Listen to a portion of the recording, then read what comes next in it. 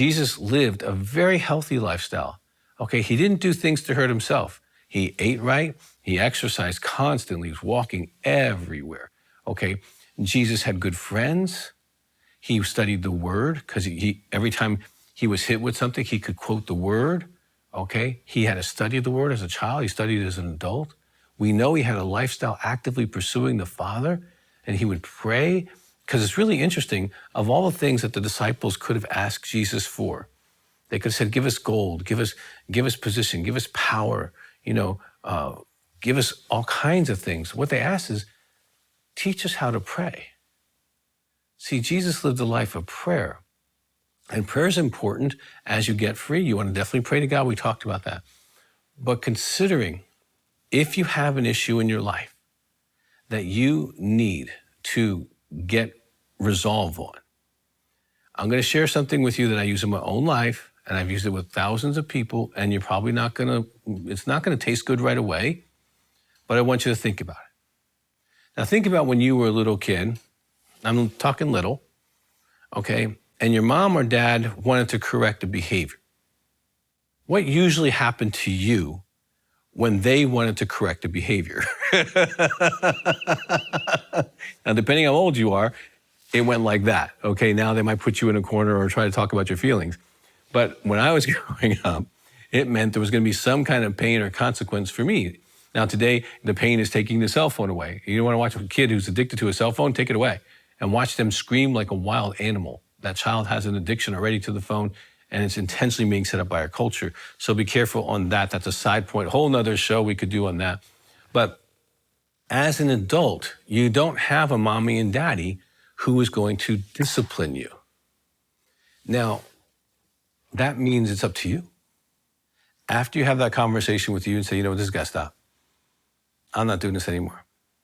You might want to set up a consequence for yourself. So it goes like this. All right. So let's suppose if I want to stop doing X behavior, whatever X is, I say, now, if I do X and I actually do it, then I'm going to pick up trash for an hour. I'm going to clean all the toilets in the house. I'm going to do push-ups to failure 3 times, which means I'll be sore for a week. I'm going to go do leg lunges for half a mile. I'm going to start setting something in my life. I'm going to give money to someone that I really don't care about or a group I don't really care for. I'm going to put some pain in my life that makes doing what I used to get pleasure from or just did out of habit more painful for me to do. Now, humans are creatures of pain avoidance. We don't like pain. So what happens is you set up a pain like, okay, if I do this, if I eat this cake, I'm going to have to go do an hour on the treadmill. Well, you're going to start pairing the hour of the treadmill to that cake, and all of a sudden that cake's not going to look so good. It's going to look like an hour on a treadmill. And the pain of that might be, for you, a painful thing. For some people, it wouldn't be. And for some people, it's doing without something or giving something away. But I have found for me and all of my clients, when we put a consequence that they create themselves, no one tells you what to do, you are now self-parenting. Okay? And you can ask the Holy Spirit for help. He'll help you. He might even be more creative than you. But once you get that idea, you set it up with yourself, and you have to be able to keep your word to yourself. If you lie to yourself, your character is really weak. You want to be able to keep your word to yourself and say, now, Doug, if you do this, okay, I remember one time I was in physical shape as far as lifting weights. I was big and all that, but I wasn't in cardio shape. And I had another psychologist friend of mine who was ripped and great shape, great guy, made good money, all that stuff, right? And I said to him, I said, Rick, I'm going to make you a deal, and you can't turn me down. He goes, go ahead.